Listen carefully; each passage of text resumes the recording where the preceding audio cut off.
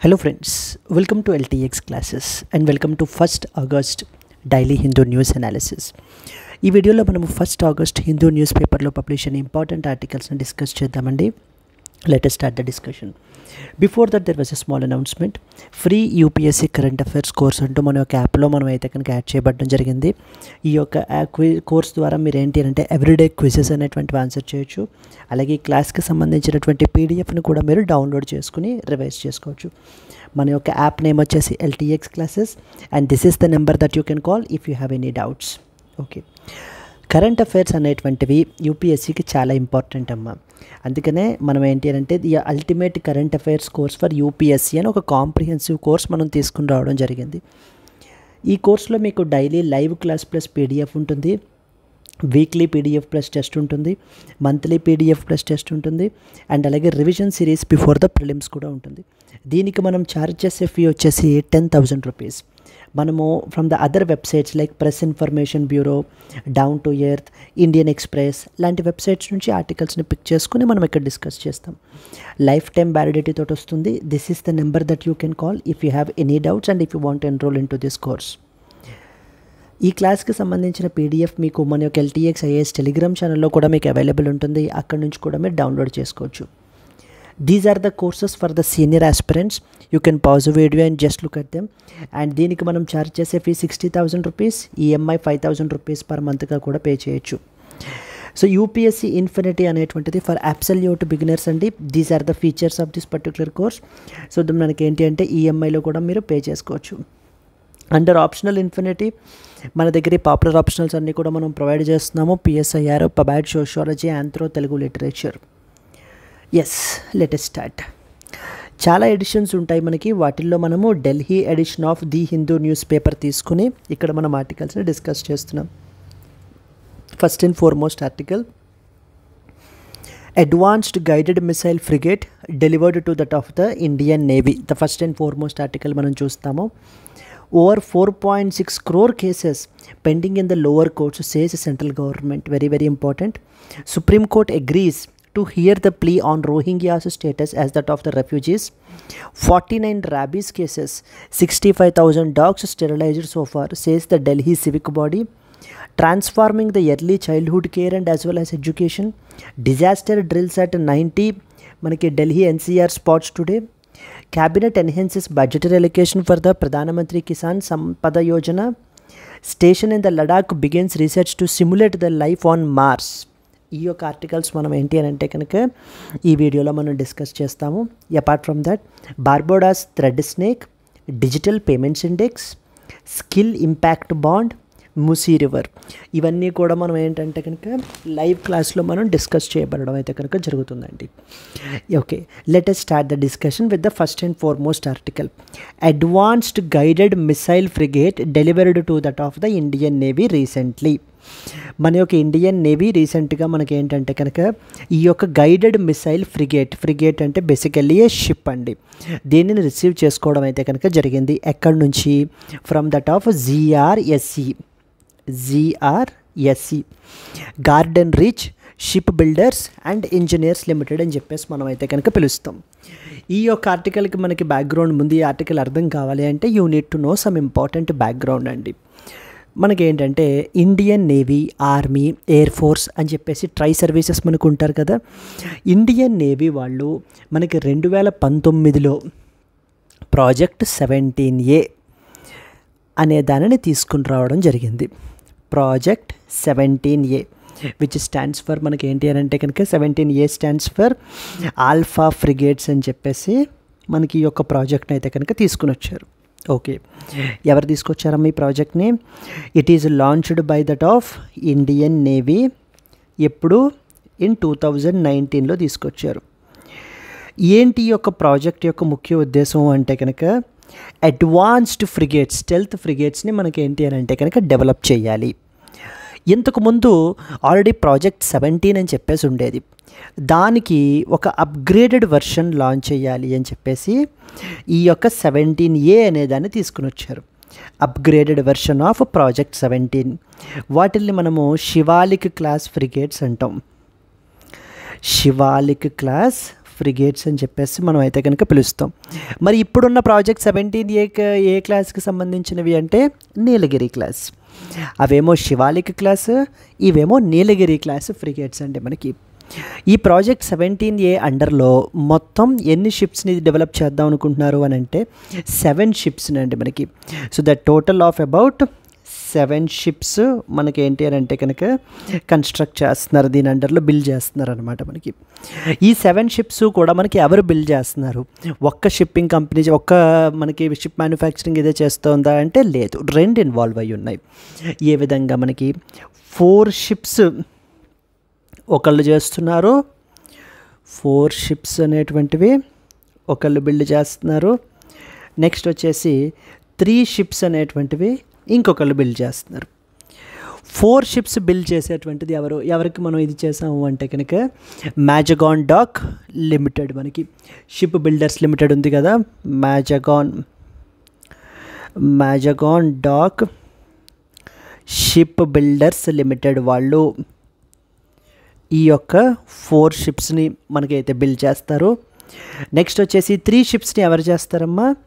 GRSE అన్నాం కదా, garden reach ship builders and engineers limited. Okay, ఒక్కసారి మళ్ళీ చూసేస్తే అసలు దీని పేరు వచ్చేసి ప్రాజెక్ట్ 17A. 17A అంటే ఆల్ఫా ఫ్రిగేట్స్ అని చెప్పేసి అర్థం. దీనిని మనకి ఇండియన్ నేవీ వాళ్ళు ఈ ప్రాజెక్ట్ని 2019లో మనకి లాంచ్ చేశారు. ఈ యొక్క ప్రాజెక్ట్ అండర్లో మనము ఆల్రెడీ ఇంతకుముందు ఉన్నటువంటి ప్రాజెక్ట్ 17 ఫ్రిగేట్స్కి upgraded version with more stealth features and advanced technology తోటి మనం బిల్డ్ చేస్తామన్నమాట. ఇంతకుముందు ఉన్నటువంటివి ఏంటి? Shivalik class frigates. Okay, the project అండర్లో మొత్తం ఎన్ని షిప్స్ని ఇచ్చేస్తున్నారు? ప్రాజెక్ట్ 17A అండర్లో 7 షిప్స్ని బిల్డ్ చేస్తున్నారు. అందరూ ఒక కంపెనీయే బిల్డ్ చేస్తోందా? లేదు. 4 షిప్స్ ఏమో Mazagon dock ship builders limited చేస్తుంది, 3 షిప్స్ ఏమో GRSE వాళ్ళు మనకైతే కనుక చేస్తున్నారండి. Okay, fine. Then next point ఏం తెలియాలి అంటే ఈ 4 షిప్స్ ఏవేంటి మనకి? సో ఫస్ట్ షిప్ వచ్చేసి మనకి నీలగిరి అండి, నీలగిరి. నెక్స్ట్ వచ్చేసి మనకి ఉదయగిరి. ఇది మరి ఫస్ట్ షిప్ కదా మొత్తం 7 కూడా, అందుకనే దీనిని మరి వీటిని మనం అన్నిటిని ఏమంటాము అంటే నీలగిరి క్లాస్ ఫ్రిగేట్స్ అని పిలుస్తాం మనం వీటిల్ని. These are actually Nilgiri class frigates. ఇంతకు ముందున్నవి శివాలిక్ క్లాస్ ఫ్రిగేట్స్ మనకి. ఓకే, నీలగిరి, నెక్స్ట్ వచ్చేసి ఉదయగిరి, దెన్ నెక్స్ట్ వన్ వచ్చేసి Taragiri, and then you will be having the Mahendragiri. ఈ 4టిని కూడా మనకి Mazagon dock ship builders limited MDL వాళ్ళు మనకైతే బిల్డ్ చేస్తారు మనకి. సరే, GRSE వాళ్ళు మనకి హిమగిరి, నెక్స్ట్ వన్ వచ్చేసి Dunagiri, and then we will be having the Vindhyagiri. Himgiri, Dunagiri and as well as the Vindhyagiri మనకి ఏంటి అని అంటే కనుక ఈ యొక్క GRSE వాళ్ళు మనకైతే కనుక బిల్డ్ చేయడం జరుగుతుంది. These are in total 7 ships which will be manufactured build as part of the project 17A అనే పాయింట్ మనకు అర్థం కావాలి. క్లియర్? వీటిని ఎవరు డిజైన్ చేశారమ్మా? These are designed by that of the war design bureau వాళ్ళు మనకి ఏంటి అని అంటే కనుక దీనిని డిజైన్ చేయబడడం అయితే కనుక జరిగింది వీటిల్ని. ఇందులో యూనిక్ ఫీచర్ ఏంటంటే 75% ఆఫ్ ద కంటెంట్ బిల్డ్ చేసినంతా కూడా మనకి ఏంటి అని అంటే విత్ ఇన్ ద కంట్రీ, అంటే indigenous, ఆత్మనిర్భరత, micro small and medium enterprises నుంచి వీళ్ళ నుంచి మనం ఆ యొక్క మెటీరియల్స్ అన్నీ సోర్స్ చేసినటువంటివే, అంతే తప్ప బయట నుంచి ఇతర దేశం నుంచి తీసుకున్నటువంటిది కాదు. సో సెల్ఫ్ రిలయన్స్, ఆత్మ నిర్భరతను కూడా మనకి ప్రమోట్ చేస్తుంది. ఇప్పుడు మీరు చూస్తే కనుక ఏ ఫ్రిగేట్ రీసెంట్గా రిసీవ్ చేసుకున్నారు? ఫస్ట్ పారా చదవండి. The Indian navy on Thursday received the advanced guided missile frigate called as Himagiri which is built by the GRSE in that of Kolkata. అదే కదా హిమగిరి అనేటువంటిది, ఇదిగో ఫస్ట్ ఇక్కడ రాసాం కదా. ఇంకా తర్వాత మనకి ఎవరెవరు చేస్తారు, ఇంకేమేం చేస్తారు? దునగిరి, నెక్స్ట్ వచ్చేసి వింధ్యాగిరి కూడా చేస్తారు. మనకి ఆల్రెడీ నీలగిరి అయిపోయింది, ఉదయగిరి అయిపోయింది మనకి. ఇంకా ఎండిఎల్ నుంచి మనకి రావాల్సింది తారాగిరి, మహేంద్రగిరి. నెక్స్ట్ జిఆర్ఎస్సి నుంచి రావాల్సింది Dunagiri and as well as Vindhyagiri. ఈ పేర్లు యాజ్ ఇట్ ఈస్గా మీరు గుర్తు పెట్టుకోవాలండి. So that is what is Nilgiri, Udaygiri, Taragiri, Mahendragiri ఇవన్నీ ఎండిఎల్ వాళ్ళు. హిమగిరి, దునగిరి, వింధ్యాగిరి ఇవన్నీ జిఆర్ఎస్సి వాళ్ళు. ఇది తెలిస్తే ఈ ఆర్టికల్ అయిపోయినట్టే మనకి. Clear? Let us read the important points. Advanced guided missile frigate called delivered recently to the Indian Navy. Internal security, defense technology, indigenization of defense production అనే టాపిక్స్ అంటర్లో మనం దీన్ని డిస్కస్ చేస్తాం. The Indian Navy has recently received the advanced guided missile frigate called as Himagiri, which is built under a project Project 17A, marking a significant step towards self-reliance in the indigenous warship design and construction. So అటు design మనమే చేసుకున్నాము, construction కూడా మనమే చేసుకుంటున్నాం అనమాట. The self Reliance are ఆత్మనిర్భరత అనేటువంటిది ఇది show cause చేస్తుంది. It is a major mile stone అని చెప్పేసి మనకైతే కనుక ఇండియన్ నేవీ వాళ్ళు రీసెంట్గా ఈ యొక్క దీని గురించి మనకైతే చెప్తున్నారు. This is the representational image అండి for that of the INS మనకి ఈ యొక్క హిమగిరికి. ఓకే, ఇంకా అన్నీ మనకు తెలిసిన పాయింట్సే. ఎవరు బిల్డ్ చేశారు దీన్ని? Garden reach ship builders and engineers limited Kolkata వాళ్ళు మనకైతే కనుక చేశారు. హిమగిరి అనేటువంటిది third ship of the A class. మొట్టమొదటిది ఏదని చెప్పాము? నీలగిరి క్లాసు. ఏ ప్రాజెక్ట్ సంబంధించింది? 17A. It is the first of it's class which is built by that of GRSC. అంతే కదా, జిఆర్ఎస్సిలో మనకి ఫస్ట్ ఇదే కదా మనకి ఏది హిమగిరి.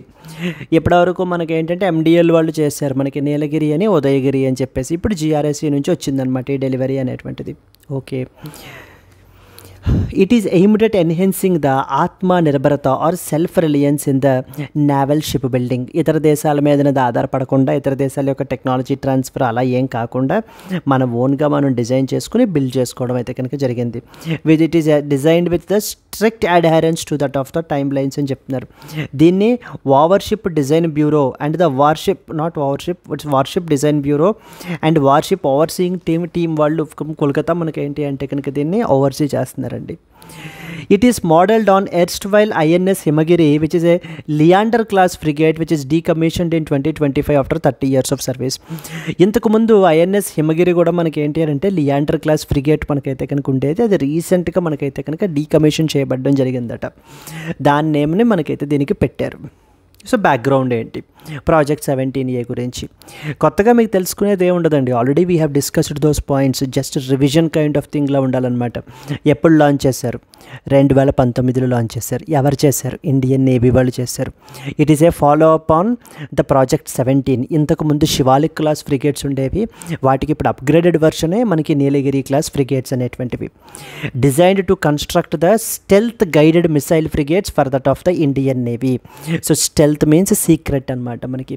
అంటే వీటి యొక్క మనకి రాడార్కి చిక్కకుండా, నెక్స్ట్ వచ్చేసి ఏంటి అని అంటే థర్మల్ సిగ్నేచర్ అది కూడా మనకైతే కనుక తక్కువ ఉండి, ఈ విధంగా మనకైతే కనుక ఈ షిప్స్ అనేటువంటివి ఉంటాయి.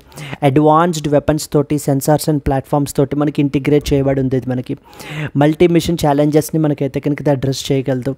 So constructed by Mazagon dock ship builders limited వాళ్ళు 4 షిప్పులు తయారు చేస్తున్నారు. జిఆర్ఎస్సి వాళ్ళు 3 షిప్పులు తయారు చేస్తున్నారు. ఆల్రెడీ అవి ఏంటి అనేది మీరు ఇందాక మనం చూసాము. ఏవేంటమ్మా 4 కూడా మనకి వెరీ సింపుల్. నీలగిరి, నెక్స్ట్ వచ్చేసి మనకి Udaygiri, then you will be having the Taragiri and as well as finally Mahendragiri. ఇవి మనకైతే కనుక ఇక్కడ ఉన్న వీటి పరిస్థితి. దెన్ నెక్స్ట్ వచ్చేసి మనకి 3 ships from that of the GRSC. ఇప్పుడు రీసెంట్గా న్యూస్లో ఉన్న Himgiri, and then you will be having the Dunagiri and finally Vindhyagiri. Yes. First 5 ships were launched between the 2019 and as well as 2022. ఇందులో 75% of the equipment orders from that of the Indian firms నుంచే, మన micro small and medium enterprises నుంచే వీటిని మనం ఇచ్చేసాము. మన యొక్క in-house అయినటువంటి worship design bureau వాళ్ళు మనకైతే కనుక దీనిని డిజైన్ చేయడం జరిగిందండి. నీలగిరి అనేటువంటిది ఫస్ట్ స్టెల్త్ ఫ్రిగేట్, అందుకని ఈ యొక్క సబ్సిక్వెంట్ అన్నిటినీ కూడా మనం ఏమంటాము, నీలగిరి క్లాస్ ఫ్రిగేట్స్ అని చెప్పేసి పిలుస్తాం. రెండోది Udaygiri, second ship which is launched. టక్మని చెప్పాలి, ఈ రెండు ఎవరు చేశారమ్మా, ఈ రెండు బిల్ట్ బై ఎండిఎల్ వాళ్ళు చేశారనమాట. Yes, okay. Possible mains question ఎలా ఉంటుంది, how do the indigenous projects like project 17A contribute to India's maritime security and self reliance in the defence production discuss can be a potential mains question that you can expect. Clear. Let us move on to the next one. Over 4.6 crore cases were pending in the lower courts, says central government. రీసెంట్గా మన యొక్క union law minister అయినటువంటి Arjun Ram Meghwal, so మనకి రీసెంట్గా రాజ్యసభలో ఈ యొక్క information అనేటువంటిది ఇవ్వడం జరిగింది. మన యొక్క ఇండియాలో మొత్తము లోవర్ కోర్ట్స్లో, అంటే డిస్ట్రిక్ట్ కోర్ట్స్, సబార్డినేట్ కోర్ట్స్ ఉంటాయి కదా, అక్కడ 4.6 కోట్ల కేసులు ఈ రోజున పెండింగ్లో ఉన్నాయి అని చెప్పేసి మనకు చెప్తున్నారనమాట. సో ఇది couple of days back, yesterday or day before yesterday కూడా మనం చూడడం జరిగింది కదమ్మా. ఇది మనకి ఇప్పుడు మనము ఇండియన్ జ్యుడిషియరీ గురించి మనం మాట్లాడితే, which is one of the organs of the government kada, the other being executive and as well as the legislature. Okay, ఈ యొక్క హయ్యెస్ట్ పొజిషన్లో మనకు ఉన్నది ఎవరమ్మా, మనకి సుప్రీం కోర్టు. సుప్రీం కోర్టులో మనకి ఏంటంటే కనుక అరౌండ్ 86,000 కేసెస్ అండి మనకి ఇక్కడ మెన్షన్ చేశారు చూడండి. 86,000 కేసెస్ అయితే కనుక ఈ రోజున సుప్రీం కోర్టులో పెండింగ్లో మనకైతే కనుక ఉన్నాయి అని చెప్పేసి చెప్తున్నారు. దెన్ అలాగనే మనకి ఏంటంటే కనుక కొంచెం కిందకు వచ్చిన తర్వాత you have the high courts ఉన్నాయి. హై కోర్ట్స్ పరిస్థితికి వస్తే కనుక మనకి ఏంటంటే కనుక అరౌండ్ 66 lakh కేసెస్ పెండింగ్లో ఉన్నాయండి మనకి. 66 lakh కేసెస్, 63 అండి, 63 lakh కేసెస్ మనకైతే కనుక పెండింగ్లో ఉన్నాయి. అండ్ దెన్ ఇంకొంచెం మీరు ఇంకా సబార్డినేట్ కోర్ట్స్కి వచ్చేసరికి ఇంకా బీభత్సం ఇంకా చెప్పక్కర్లేదు. సబార్డినేట్ కోర్ట్స్ విషయానికి వచ్చేసరికి 4.6 crore కేసెస్ పెండింగ్లో ఉన్నాయి. ఓవరాల్గా మనం మొత్తం చూసుకుంటే 5 crore ప్లస్ కేసెస్ అయితే కనుక పెండింగ్లో ఉన్నాయి అని చెప్పేసి మనకి చెప్పడం జరుగుతుంది. ఇది మీరు జిఎస్ పేపర్ 2 పాలిటీ గురించి రాసేటప్పుడు, ఈ జ్యుడిషియరీ గురించి రాసేటప్పుడు ఈ పాయింట్స్ మీరైతే మెన్షన్ చేసుకోవచ్చు. In India 5 crore plus cases are pending at various stages of మనకి ఏంటి అంటే కనుక లిటిగేషన్ అని చెప్పేసి మీరు చెప్పచ్చు. So specifically in supreme court we have 86,000 cases pending approximately. In high court 63 lakh cases are pending. Subordinate కోర్ట్స్లో తీసుకుంటే 4.6 crore కేసెస్ పెండింగ్లో ఉన్నాయి అని చెప్పేసి మనం మెయిన్స్ ఆన్సర్స్లో మనం రాసుకున్న పంచలైన్ ఏంటి, justice delayed is justice denied అని చెప్పేసి మనం ఏంటంటే కనుక ఈ యొక్క కోర్ట్ని కూడా, దీన్ని కూడా మీరు స్టేట్మెంట్ని కూడా మీరు మెన్షన్ చేసుకోవచ్చు. సో న్యాయం అనేటువంటిది జరగడం అనేది లేట్ అయితే, so it is in fact the justice denied అని చెప్పేసి మనం అయితే కనుక చెప్పచ్చు. So that is the things that you are expected to know. మరి ఇలా ఉండడానికి ఏంటి పరిస్థితి ఏంటి, ఎందుకు ఇలా ఉంది సిచ్యువేషన్ అంటే, what are all the reasons, some important reasons గురించి రాసుకుంటే, ఫస్ట్ అండ్ ఫార్మోస్ట్ మనకి there are lot of vacant posts are there అండి. సో సబార్డినేట్ జ్యుడిషియరీలో కానీ హైకోర్ట్స్లో కానీ మనకు తీసుకుంటే కనుక డిఫరెంట్ వేకెంట్ పోస్ట్స్ అనేటువంటివి, అంటే to the fullest sanctioned strength ఎంతైతే ఉంటుందో అంత ఫుల్ కెపాసిటీ తోటి మనకైతే కనుక ఇండియన్ కోర్ట్స్ అనేటువంటివి వర్క్ అవ్వట్లేదు. చాలా వేకెన్సీస్ అయితే కనుక ఉన్నాయి. ఆ వేకెంట్ పోస్ట్స్ అనేటువంటిది క్లియర్ చేసుకున్నట్లయితే, అంటే ఫుల్ కెపాసిటీ తోటి మనకు వర్క్ చేసినట్లయితే కనుక కొంత కేసెస్ అనేటువంటివి తగ్గించవచ్చు. నెక్స్ట్ వచ్చేసి మనకి ఏంటంటే ఫ్రీక్వెంట్ అడ్జార్న్మెంట్స్ ఉంటాయన్నమాట. ఫ్రీక్వెంట్గా అడ్జార్న్ చేసేస్తూ ఉంటారు, వాయిదాలు వేసేస్తూ ఉంటారు.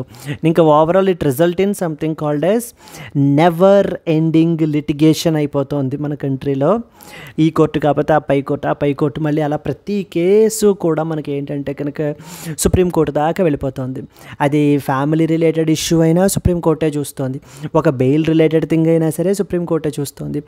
అంటే సుప్రీంకోర్టు ఒక కాన్స్టిట్యూషనల్ కోర్టుగా ఉండాల్సినటువంటిది ఇన్ని డిఫరెంట్ అవతార్స్లో మనకి ఏంటి అని అంటే కనుక ఫంక్షన్ చేయాల్సి వస్తోంది అని one of the judges of supreme కోర్టే మనకి రీసెంట్గా కమెంట్ అయితే కనుక చేశారండి. కాబట్టి ఏంటంటే ప్రతి విషయానికి కూడా మనకి ఏంటి అని అంటే కనుక సుప్రీంకోర్టుని అప్రోచ్ అయిపోతున్నారు. లోవర్ కోర్ట్స్ యొక్క డెసిషన్స్కి బైండ్ అయి మనకైతే కనుక ఉండటం లేదు. నెక్స్ట్ వచ్చేసి ఇన్ఫ్రాస్ట్రక్చర్ విషయానికి వస్తే కనుక poor infrastructure is there with respect to that of the judiciary. Next వచ్చేసి ప్రాపర్ కేస్ మేనేజ్మెంట్ అనేటువంటిది లేదు. So the poor case management వల్ల కూడా మనకి ఏమవుతుంది, ఈ యొక్క పెండెన్సీ అనేటువంటిది అలా బ్యాక్లాగ్ అనేది పైలప్ అయిపోతుంది మనకి తప్ప.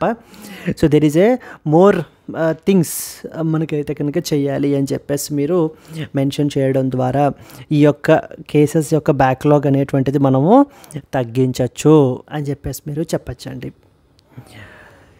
Clear? That is what this article is all about. ఏం చెప్తుందో చూద్దాం. Over 4.6 crore cases are pending in the lower court, says central government. ఏ సబ్జెక్ట్ అమ్మా? Polity and as well as గవర్నెన్స్లో డిస్కస్ చేయాలి. Union law ministry informed the Rajya Sabha that 4.6 crore cases are pending in the lower courts across India, highlighting the burden on that of the Indian judiciary. So lower కోర్ట్స్లో 4.6 crore cases మనకైతే పెండింగ్లో ఉన్నాయి. హైకోర్ట్స్లో 63 lakh cases పెండింగ్లో ఉన్నాయి. సుప్రీంకోర్టులో 86,000 cases మనకైతే కనుక పెండింగ్లో ఉన్నాయి. ఈ డేటా ఎక్కడి నుంచి తెచ్చుకున్నారమ్మా? Something called as national judicial data grid అంటారనమాట. దీని నుంచి ఇందులో మనకి ఈ కంట్రీలో ఉండేటువంటి కేసెస్ రిలేటెడ్ ఇన్ఫర్మేషన్ అంతా కూడా మనకైతే కనుక ఉంటుంది. అక్కడ నుంచి డేటాను అయితే కనుక తీసుకోవడం జరిగింది. అయితే ఫాస్ట్ ట్రాక్ కోర్ట్స్ అని చెప్పేసి మనకైతే కనుక ఎస్టాబ్లిష్ చేశారు. 865 ఫాస్ట్ ట్రాక్ కోర్ట్స్ ఈ రోజున ఇండియాలో మనకి ఫంక్షనల్లో ఉన్నాయి అని చెప్పేసి మనకైతే కనుక చెప్తున్నారు. ఇవి అరౌండ్ 76 lakh కేసెస్ని డిస్పోజ్ ఆఫ్ చేశాయి. 14 lakh కేసెస్ అయితే కనుక స్టిల్ ఫాస్ట్ ట్రాక్ కోర్ట్స్లో పెండింగ్లో ఉన్నాయని చెప్పేసి మనకి ఈ యొక్క నేషనల్ జ్యుడిషియల్ డేటా గ్రిడ్ నుంచి మనకి ఇన్ఫర్మేషన్ అయితే కనుక మనకి తెలుస్తుంది. It is an online platform where for getting the real time data with respect to case pendency and the disposal in that of the Indian courts. మనకి ఈ యొక్క అసలు ఎన్ని ఉన్నాయి, బ్యాక్లాగ్ ఎంత ఉంది, ఎన్ని క్లియర్ అవుతున్నాయి అనేటువంటిది తెలుస్తోంది అని అంటే కనుక it basically improves accountability and as well as transparency అనేటువంటి దానిని మనకైతే కనుక పెంచడం జరుగుతుందండి. Okay, with over about 4.6 crore cases pending in the lower courts, critically examine the challenges associated with the India's judicial system and suggest some reforms for the timely justice delivery can be a potential mains question that you can expect. Clear? Moving on to the next one. Supreme Court agreed to hear the pleas on Rohingyas status as that of refugees is another important article అమ్మ. మనకి ఇది మనకి ఏంటంటే supreme court వారు రీసెంట్గా మనకి ఏంటంటే కనుక ఫైనల్ డెసిషన్ అయితే తీసుకున్నారు. ఏమని? వీళ్ళకి సంబంధించినటువంటి క్వశ్చన్ని, ఎవరికి సంబంధించినటువంటిది? రోహింగ్యాస్కి సంబంధించినటువంటి క్వశ్చన్ని, అసలు వాళ్ళు are they illegal immigrants or refugees అనేటువంటి దానిని ఎగ్జామిన్ చేసి డిసైడ్ చేస్తాము అని చెప్పేసి ఒప్పుకోవడం జరిగింది. సో వన్స్ బికాస్ ఎందుకంటే ఇండియాలోనే అరౌండ్ 14,000 రోహింగ్యాస్ అనేటువంటి వారు మనకైతే ఉన్నారు. వాళ్ళందరినీ సెంట్రల్ గవర్నమెంట్ ఏం చేస్తుంది అంటే ఐడెంటిఫై చేసి వాళ్ళందరినీ తిరిగి మయన్మారు, బంగ్లాదేశ్ పంపించేయడం అయితే కనుక జరుగుతోందనమాట. వాళ్ళు ఈ కోర్ట్స్ని, మన కోర్ట్స్ని అప్రోచ్ అయ్యి మాకు ఫండమెంటల్ రైట్స్ ఉన్నాయి, article number 14 of the constitution మాకు ఉంటుంది అని చెప్పేసి వీళ్ళు చెప్పడం అయితే జరుగుతుంది. ఇన్ దిస్ కాంటెక్స్ట్ అసలు వీళ్ళు ఇల్లీగల్ మైగ్రెంట్సా లేకపోతే రెఫ్యూజీసా అనేటువంటి దానిని డిసైడ్ చేస్తారు. అసలు రోహింగ్యాస్ అనేటువంటి వాళ్ళు మనకి ఎవరు అనేటువంటి క్వశ్చన్ వచ్చినప్పుడు మనకి ఏం తెలియాలి? ఈ రోహింగ్యాస్ అనేటువంటి వాళ్ళు, so these are the ethnic minority community అండి. Ethnic minority community. ఎక్కడ? వీళ్ళు బేసికల్లీ మనకి రఖైన్ స్టేట్ ఆఫ్ మయన్మార్లో మనకైతే కనుక ఉంటారు. Rakhine state of Myanmar.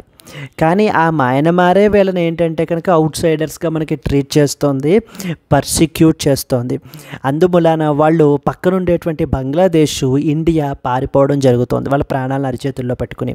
అందుకనే వీళ్ళని మనం ఏమంటాము అంటే the world's largest stateless people అండి వీళ్ళకి ఏంటి అని అంటే కనుక ఎటువంటి సిటిజన్షిప్ లేదు. స్టేట్లెస్ పీపుల్, ఏ కంట్రీకి ఆ కంట్రీ వీళ్ళు మా వాళ్ళు కాదు అంటే మా వాళ్ళు కాదు అని చెప్పేసి వీళ్ళని ఏంటి అని అంటే కనుక మధ్యలో విడిచిపెట్టడం అయితే కనుక జరుగుతోంది. So and they are being subjected to persecution అండి. They are subjected to that of the persecution. Refugees అనుకోండి, రెఫ్యూజీస్కి కొన్ని రైట్స్ అంటూ ఉంటాయి మనకి.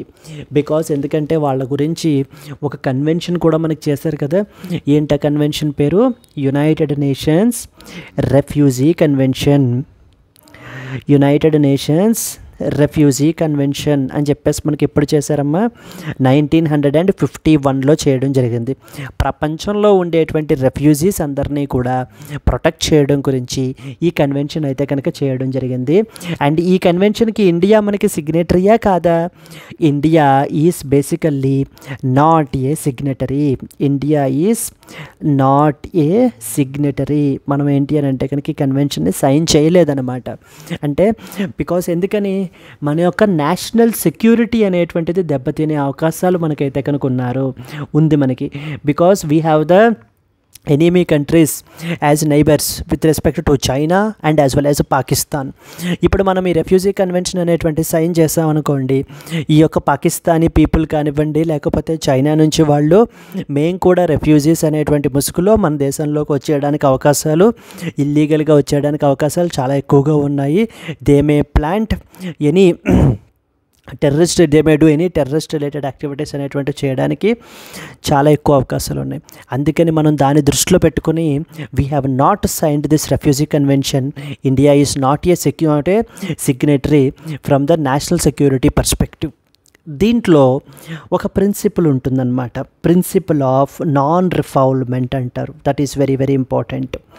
ప్రిన్సిపల్ ఆఫ్ నాన్ రిఫౌల్మెంట్ అంటే అర్థం ఏంటి? ప్రిన్సిపల్ ఆఫ్ నాన్ రిఫౌల్మెంట్ అంటే ఎవరైనా కూడా ఒక వ్యక్తి వాళ్ళ దేశంలో తనకి ప్రాణహాని ఉంది అని చెప్పేసి తన ప్రాణాలను అరిచేతుల్లో పెట్టుకుని వేరే దేశం పారిపోతే, అర్థమవుతుందా? వేరే దేశం పారిపోతే ఆ వేరే దేశం వాళ్ళు తనని మళ్ళీ తిరిగి ఆ ఏ దేశంలో అయితే తనకి ప్రాణహాని ఉందో అక్కడికే పంపించకూడదు అని చెప్పేదే ప్రిన్సిపల్ ఆఫ్ నాన్ రిఫౌల్మెంట్. ఇక్కడ చూడండి, రోహింగ్యాస్ అనేటువంటి పీపుల్కి ఎక్కడ థ్రెట్ ఉంది? మయన్మార్లో థ్రెట్ ఉంది. వీళ్ళు ఎక్కడికి వస్తున్నారు? ఇండియాకి వస్తున్నారు. ఇప్పుడు మనం ఏం చేస్తున్నామో అలా వచ్చిన వాళ్ళందరినీ తిరిగి మళ్ళీ మనం ఎక్కడికి పంపించేస్తున్నామో? మయన్మార్ పంపించేస్తున్నాం. అక్కడ వాళ్ళకి థ్రెట్ ఉంది కదా, థ్రెట్ ఉందనే కదా వాళ్ళు భయపడి వాళ్ళు ఏంటి అని అంటే కనుక మన దేశానికి వచ్చినప్పుడు మనం వాళ్ళని మీరు ఇక్కడ వాళ్ళు కాదు మీరు అక్కడ వాళ్ళు అని మళ్ళీ మనం వాళ్ళని అక్కడికే పంపించేస్తున్నాం. ఇలా చెయ్యడం అనేటువంటిది తప్పు అని చెప్పి ప్రిన్సిపల్ ఆఫ్ నాన్ రిఫాల్మెంట్ చెప్తుందనమాట. ఇలాగే అడుగుతారండి సింపుల్గా. Principle of non refoulement is often seen recently in the news. It is associated with అని అడుగుతూ ఉంటారు. It is associated with that of refugees and the refugee కన్వెన్షన్కి సంబంధించినటువంటి పాయింట్ అది అన్న విషయం మీరైతే కనుక అర్థం చేసుకోవాలి ఇక్కడ. Clear?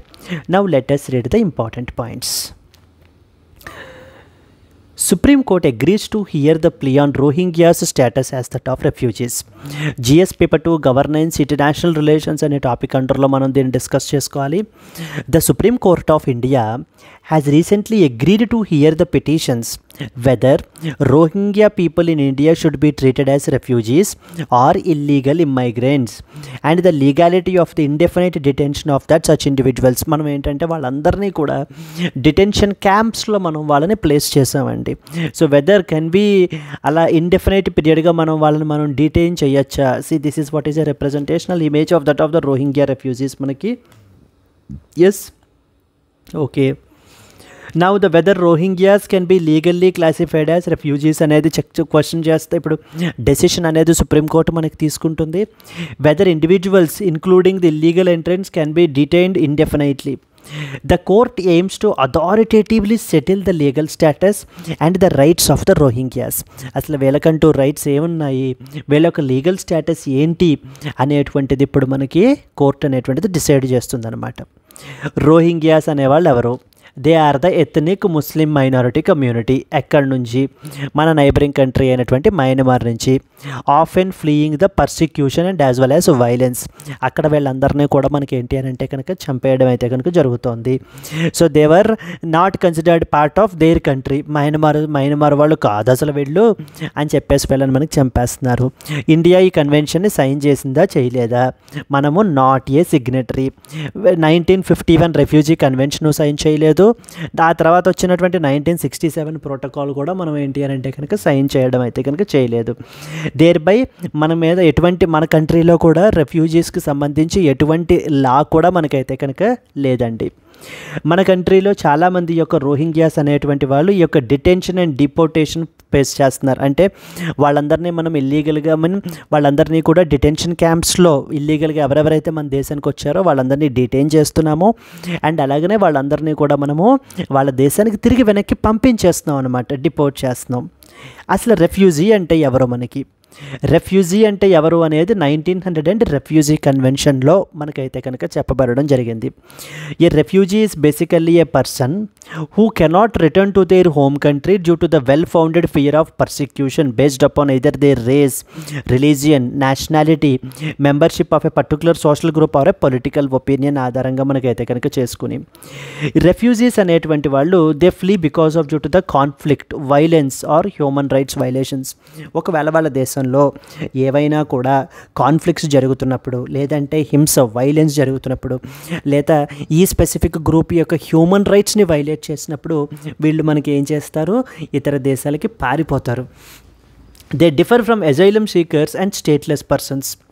In 2024, around 130 million people were forcibly displaced globally, including 32 million refugees. అండి మనకి 75% ఆఫ్ ద రెఫ్యూజీస్ మీరు తీసుకుంటే ఈ రోజున low and as well as middle income కంట్రీస్లోనే మనకైతే కనుక బ్రతుకుతున్నారు. మనకి ఈ రెఫ్యూజీస్కి సంబంధించి చూసుకోవడానికి ఒక ఇంటర్నేషనల్ లెవెల్ ఆర్గనైజేషన్ ఉంది మనకి, that is known as United nations high commissioner for refugees అని చెప్పేసి.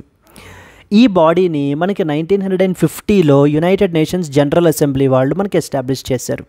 కన్వెన్షన్ 1951లో మనకైతే వచ్చింది. ప్రోటోకాల్ 1967లో మనకైతే కనుక వచ్చిందనమాట. దీని యొక్క మ్యాండేట్ ఏంటి? రెఫ్యూజీస్ని ప్రొటెక్ట్ చేయాలి. So voluntary repatriation, resettlement and as well as local integration. మరలా ఏ దేశానికైతే వాళ్ళు వెళ్ళిపోతారో అక్కడ మనకి ఏంటి అని అంటే కనుక వాళ్ళని దాంట్లో మనకి ఇంటిగ్రేట్ చేయడం అనేటువంటిది చేస్తారు.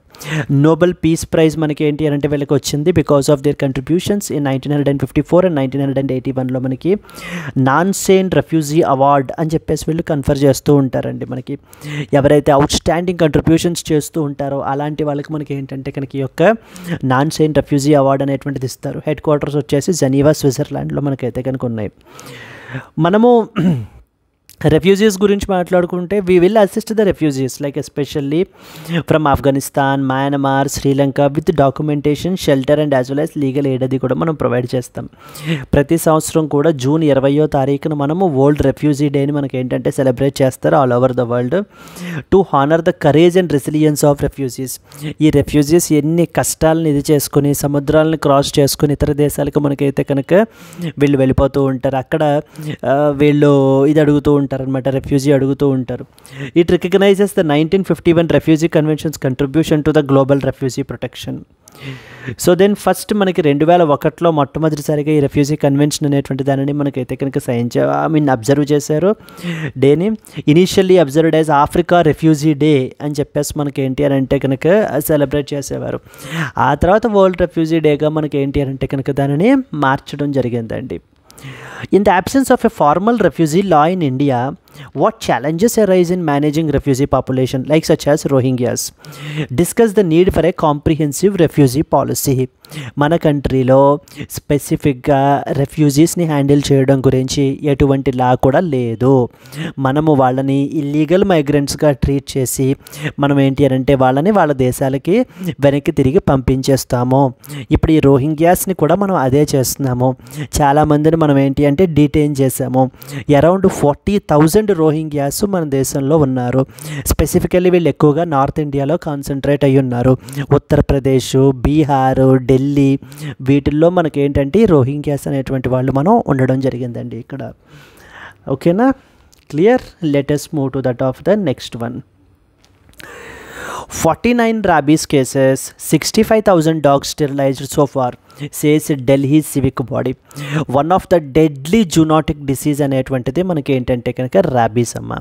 మీకు ఈ ఫిగర్స్ గుర్తున్నా గుర్తు లేకపోయినా కూడా ద అండర్లయింగ్ థింగ్ మనకైతే కనుక తెలియాలి. ర్యాబీస్ గురించి మీరు మాట్లాడుకుంటే ఏం ఇంపార్టెంట్ పాయింట్స్ మీకైతే తెలియాలి అనేటువంటిది చూసుకుంటే కనుక ర్యాబీస్ అనేది ఒక డెడ్లీ జూనోటిక్ డిసీజ్ అమ్మ. మనకి deadly zoonotic disease. Zoonotic disease అంటే అర్థం ఏంటి? జూనోటిక్ డిసీజ్ అంటే మనకి యానిమల్స్ నుంచి హ్యూమన్స్కి స్ప్రెడ్ అయ్యేటువంటి డిసీజెస్ని మనము జూనోటిక్ డిసీజెస్ అంటాం మనం. ఇంకా ఇతర ఎగ్జాంపుల్స్ ఏమైనా ఉన్నాయా జూనోటిక్ డిసీజెస్కి అంటే?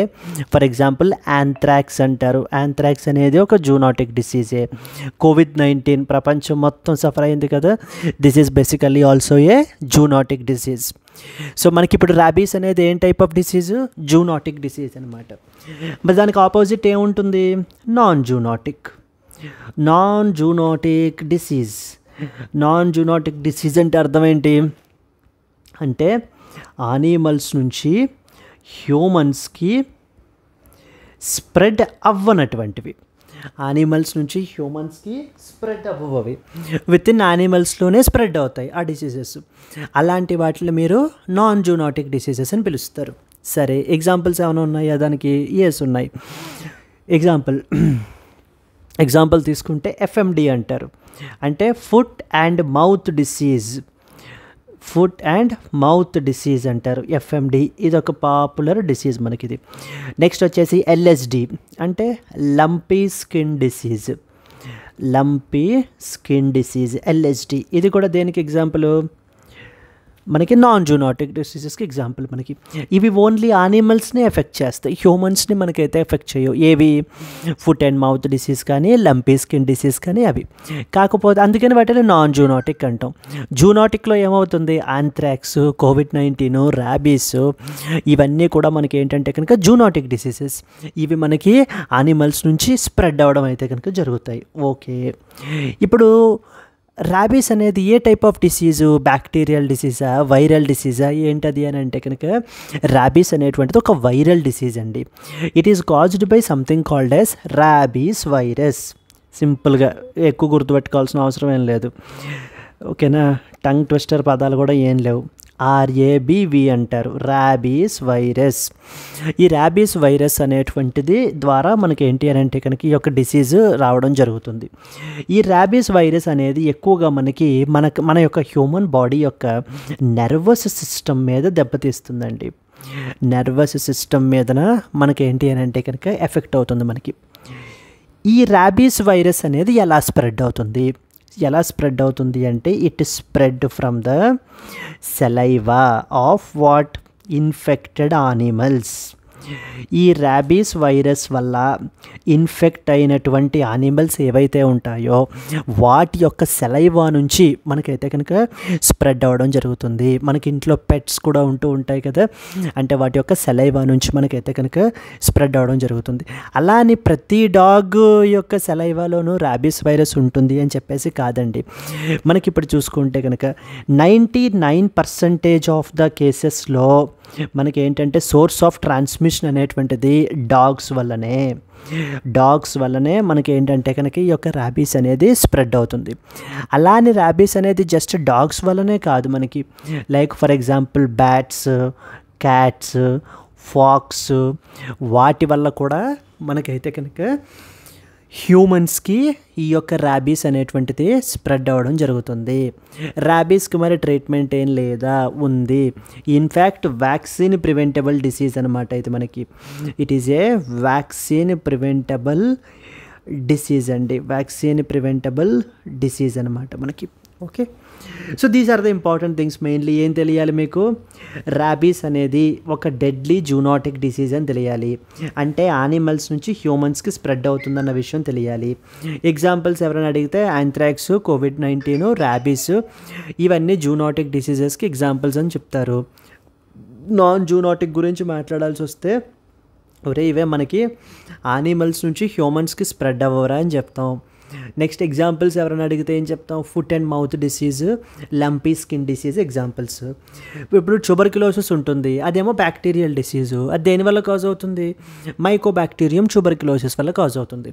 అలాగనే ర్యాబీస్ అనేది వైరల్ డిసీజ్. ఇది మనకి ఏంటంటే కనుక ర్యాబీస్ వైరస్, సింపుల్గా ఉంటుంది, RABV అంటాం. దీనివల్ల కాజ్ అవుతుంది. ఇది మన బాడీలో మనకి ఎక్కువగా మనకి నర్వస్ సిస్టమ్ మీద ఇంపాక్ట్ అయితే కనుక చూపిస్తుందండి. మనకి నర్వస్ సిస్టమ్ మీద మనకైతే ఇంపాక్ట్ చూపిస్తుంది. ఇది ఎలా స్ప్రెడ్ అవుతుంది, from that of the saliva of the infected animals. A animals అయితే ఈ ర్యాబీస్ వైరస్ వల్ల ఇన్ఫెక్ట్ అవుతాయో వాటి దగ్గర నుంచి హ్యూమన్స్కి మనకైతే స్ప్రెడ్ అవ్వడం జరుగుతుంది. 99% ఆఫ్ ద కేసెస్లో డాగ్స్ నుంచే ట్రాన్స్మిషన్ అనేటువంటిది జరుగుతుంది. అలానే డాగ్స్ ఎలోన్ మాత్రమే ర్యాబీస్ని స్ప్రెడ్ చేస్తాయి అని కాదు, బ్యాట్స్, క్యాట్స్, ఫాక్స్ అవి కూడా మనకి ర్యాబీస్ని స్ప్రెడ్ చేస్తాయి. అండ్ ర్యాబీస్ అనేది ఒక వ్యాక్సిన్ ప్రివెంటబుల్ డిసీజ్ అండి. మనకి ఎర్లీ స్టేజ్లోనే మనం ఏంటంటే కనుక ఈ వ్యాక్సిన్స్ ద్వారా మనం ర్యాబీస్ రాకుండా మనం ఇది చేయొచ్చు. సో డాగ్స్కి వ్యాక్సినేట్ చేయడము ఇవన్నీ చేయడం ద్వారా మనకి ఏంటంటే కనుక spread అవ్వదన్నమాట. Delhi has reported 49 rabies cases so far in 2025. Over 65,000 stray dogs were sterilized and vaccinated by the Municipal Corporation of Delhi. Okay. So this is what is a representational image. మీరు ఇక్కడ చూస్తే కనుక ఈ యొక్క saliva ద్వారా మీకు ఏంటి అని అంటే కనుక ఆ పర్సన్ ఎవరైతే ఈ యొక్క సెలైవా ఇన్ కాంటాక్ట్లోకి వస్తారో వాళ్ళకి ర్యాబీస్ అనేది స్ప్రెడ్ అవ్వడానికి, ఒకవేళ అంటే ఆ సెలైవాలో వైరస్ అనేది ఉంటే కనుక అక్కడ నుంచి మనకి స్ప్రెడ్ అవుతుందన్నమాట. 49 cases were reported, 35,000 animal bite incidents recorded in the same period. అంటే యానిమల్ యొక్క డాగ్స్ యొక్క బైట్ ద్వారా మనకి ఏంటి అని అంటే కనుక ఈ డాగ్స్ అనేటువంటివి కరిస్తే అప్పుడు ఏమవుతుంది, ఆ వైరస్ కూడా ఆ కరిచినటువంటి పర్సన్ యొక్క బాడీలోకి వెళ్ళిపోయి ఎక్కువగా దేనిని చేస్తుంది, ఎక్స్క్రిటరీ సిస్టమ్నా, డైజెస్టివ్ సిస్టమ్నా, దేన్ని ఎఫెక్ట్ చేస్తుంది, నర్వస్ సిస్టమ్ని మనకైతే కనుక ఎఫెక్ట్ చేస్తుందమ్మా మనకి. Okay, 65,000 stray dogs were sterilized and vaccinated. Anti-rabies vaccines were administered. Future plans ఏంటి అనేటువంటి చెప్తున్నారు. ఇక్కడ ర్యాబీస్ గురించి మనకి మెయిన్లీ ఏం తెలియాలి, ర్యాబీస్ అనేది ఒక fatal zoonotic disease caused by rabies virus. ఇవన్నీ మనకు తెలిసిన పాయింట్సేగా. ఇది మనకి ర్యాబ్డో వైరస్ అనే ఫ్యామిలీకి చెందినటువంటిది అండ్ మెయిన్గా నర్వస్ సిస్టమ్ని మనకైతే కనుక ఎఫెక్ట్ చేస్తుంది, which causes the acute brain inflammation. సిమిలర్గా మనకి ఏంటంటే కనుక బ్రెయిన్ ఈటింగ్ అమీబా అని ఉంటుంది, అది కూడా మనకి ఏంటంటే బ్రెయిన్ మీద కూడా మనకైతే ఎఫెక్ట్ చేస్తుంది. బ్రెయిన్ ఈటింగ్ అమీబా, నగ్లేరియా ఫౌలేరీ అని చెప్పేసి ఒక అమీబా ఉందండి. ఇది మనకి ఏంటి అని అంటే కనుక బ్రెయిన్ ఈటింగ్ అమీబా అని కూడా పిలుస్తాం దీన్ని.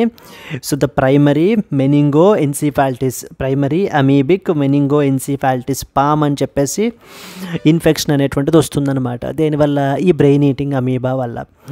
ఈ రీసెంట్గా మనకి ఒక 12-year-old child from south Carolina నుంచి మనకైతే కనుక చనిపోవడం అయితే కనుక జరిగింది దీనివల్ల. సరే, ఇది mainly saliva of the infected animals నుంచి స్ప్రెడ్ అవుతుంది. మెజారిటీ 99%లో డాగ్ బైట్స్ వల్ల స్ప్రెడ్ అవుతుందని చెప్పేసి మనకు చెప్తున్నారు. It rarely spread through open wounds or the mucous membranes ద్వారా కూడా మనకైతే కనుక స్ప్రెడ్ అవుతుంది. ఇన్క్యుబేషన్ పీరియడ్ వచ్చేసి తీసుకుంటే 1 week to around 1 year. మెయిన్గా ఎర్లీ స్టేజెస్లో fever, pain, burning of the bite site, అంటే ఎక్కడైతే ఆ యొక్క బైట్ జరుగుతుందో ఆ యొక్క సైట్లో మనకి విపరీతమైనటువంటి బర్నింగ్ సెన్సేషన్ అనేటువంటిది చాలా ఎక్కువగా మనకు ఉంటుందట. లాట్రాన్ స్టేజెస్లో, అంటే ఎర్లీగా ట్రీట్ చేయకపోతే లాట్రాన్ స్టేజెస్లో ఎలా ఉంటుంది, మనకి spinal cord inflammation leading to around 100% fatality మనకైతే కనుక ఉంటుంది. దీంట్లో డిఫరెంట్ టైప్స్ ఆఫ్ ర్యాబీస్ ఉంటాయండి. ఫ్యూరియస్ ర్యాబీస్, పారాలైటిక్ ర్యాబీస్ అని చెప్పేసి. పారాలైటిక్ అంటే పారాలిసిస్, కామా అది కూడా మనకైతే కనుక వస్తుంది. ఇక్కడ ఏంటంటే హాలుసినేషన్స్ ఇవి కూడా మనకైతే కనుక ఉంటాయి. ర్యాబీస్ అనేది వ్యాక్సిన్ ప్రివెంటబుల్ డిసీజ్. మనకి డాగ్ వ్యాక్సినేషన్ చేసుకున్నట్లయితే most effective for stopping the transmission at source it self. మరి అక్కడ నుంచే కదా ఎక్కువగా మనకు వచ్చేది. సో ప్రాపర్గా ఆన్ టైం డాగ్ వ్యాక్సినేషన్ అనేటువంటిది మనం వేయించినట్లయితే కనుక ఇట్ విల్ బి మనకి ఏంటి అని అంటే కనుక ఆ యొక్క ఇది స్ప్రెడ్ అవ్వడం అనేటువంటిది జరగదు మనకి. Immediate wound care, human rabies immunoglobin మనకి around 4-5 days vaccine series administer చేస్తారు. 100% ఎఫెక్టివ్ ఉంటుంది ఇఫ్ గివెన్ ప్రాంప్ట్లీ, కరెక్ట్గా మనకైతే కనుక ఇచ్చినట్లయితే కనుక. దీనిని నెగ్లెక్టెడ్ ట్రాపికల్ డిసీజ్గా మనకైతే కనుక కన్సిడర్ చేస్తారు. అండ్ ఇది మనకి రూరల్ ఏషియాలోను ఆఫ్రికాలోను మనకైతే కనుక ఎక్కువగా దీని యొక్క ఇదైతే ప్రివలెన్స్ అయితే ఉంటుందండి. Rabies remains a neglected but fatal zoonotic disease in many parts of India. అయితే discuss the preventive strategies and institutional mechanisms required to eliminate the rabies can be a potential question. Clear. Let's move on to the next one అండి. Disaster drills at 90 Delhi NCR spots today. So రీసెంట్గా మనకి ఏంటంటే కనుక national capital రీజియన్లో మనకి ఢిల్లీలోను next వచ్చేసి ఒక neighbouring ఏరియాస్లో కూడా సంథింగ్ కాల్డ్ యాజ్ ఎక్సర్సైజ్ సురక్ష చక్ర అని చెప్పేసి మనకైతే కనుక కండక్ట్ చేస్తున్నారు. ఇవి మనకి ఏంటంటే డిజాస్టర్ రెస్పాన్స్ డ్రిల్స్ అనమాట కండక్ట్ చేసేటువంటిది.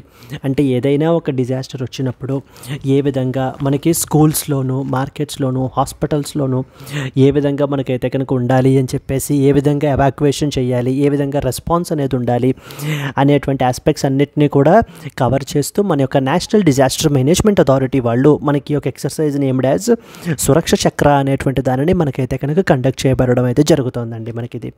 So this exercise which will be the one of the biggest multilateral multi state multi agency operation in the NCR.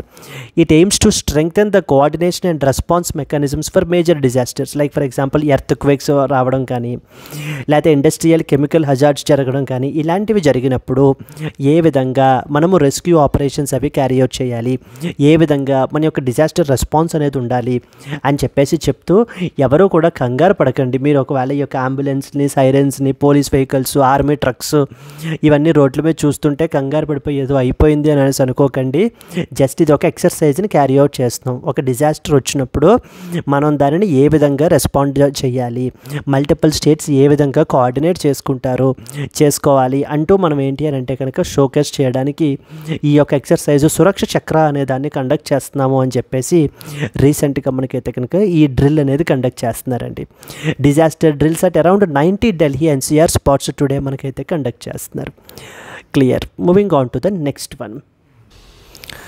Next important article. Station in Ladakh begins the research to simulate the life on Mars.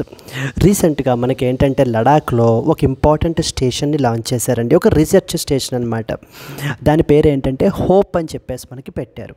Human outer planet exploration అని చెప్పేసి ఈ యొక్క సోకార్ లడాక్లో మనకైతే కనుక ఈ యొక్క company వాళ్ళు రీసెంట్గా ఒక బెంగళూరు బేస్డ్ కంపెనీ వాళ్ళు మనకైతే కనుక దీనిని ఎస్టాబ్లిష్ చేయడం జరిగిందండి. ఇక్కడ మనకి ఏంటి అని అంటే ఎగ్జాక్ట్గా మార్స్ మీద, మూన్ మీద మనకి ఏ విధంగా ఉంటుందో అంటే టెంపరేచర్స్ కానివ్వండి, లేకపోతే ఆ యొక్క ఎన్విరాన్మెంట్ కండిషన్స్ కానివ్వండి, అవన్నీ ఎగ్జాక్ట్గా ఇక్కడ మనం సిమ్యులేట్ చేసుకుంటాం. సిమ్యులేట్ చేసుకుని ఇది మనకి ఏంటి అని అంటే కనుక ఇక్కడ ఏ విధంగా మన యొక్క హ్యూమన్ బిహేవియర్ అది అక్కడ ఎలా ఉందా లోపల అనేటువంటిదన్నీ కూడా మనకి ఏంటి అని అంటే కనుక ఈ యొక్క 10 day మిషన్గా దీనిని కండక్ట్ చేయడం జరుగుతుందండి. They will undergo extensive physiological and psychological studies to assess human adaptability and resilience in the conditions simulating the deep space environments, the protoplanet said.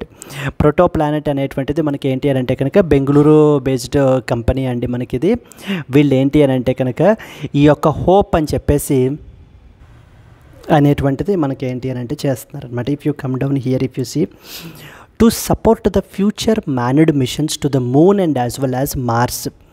A simulation research station named as HOPE has been established in the Sokar, Ladakh by a Bengaluru-based company called as Protoplanet.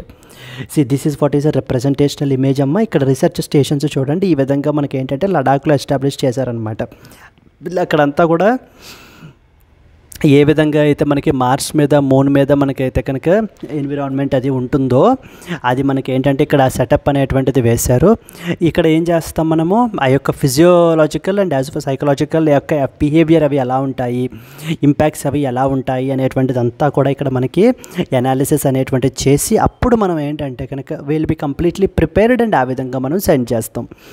So hope stands for human outer planet exploration. It is a research simulation simulation station which is launched by Protoplanet, which is a private space science company. It was located in the Sokar, Ladakh, a high altitude cold desert environment. మనకి to simulate isolation conditions of the space missions, to support psychological and physiological studies on how humans will adapt to those particular environments అనేటువంటిది మనం ఏంటి అని అంటే కనుక ఇక్కడ మనము test చేస్తామన్నమాట. క్లియర్ అండి? This is what is the important thing. Moving on to that of the next important one. Yes, and coming to the today's question, INS Himagiri is often seen recently in the news. Is developed as part of the which project? Project 75, Project 75A, Project 17, Project 17A.